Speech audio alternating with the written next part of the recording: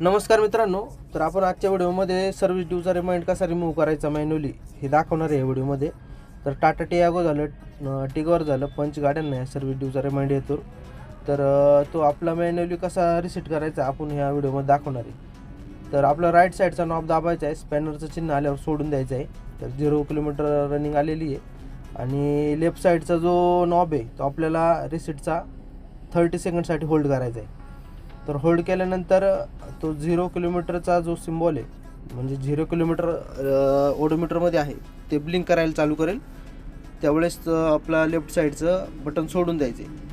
तर तुम्ही व्हिडिओमध्ये पाहत असाल ब्लिंक करायला लागलेलं आहे. ब्लिंक करायला लागल्यानंतर आपल्याला 30 सेकंड नंतर थांबून पुन्हा एकदा लेफ्ट साईडचा नॉब आहे तो प्रेस करायचा 30 सेकंडसाठी. तर आपण प्रेस केलेला आहे. जोपर्यंत हा ब्लिंक करायचा थांबत नाही, तिथं काहीतरी रीडिंग येत नाही किलोमीटर, तोपर्यंत आपल्याला हा प्रेस करून ठेवायचा आहे, जो की आपण व्हिडिओमध्ये दाखवत आहे. तर 317 किलोमीटर रीडिंग आलेलं आहे आणि आपलं सर्व्हिस ड्यूची लाईट आहे ती रिसेट झालेली असेल.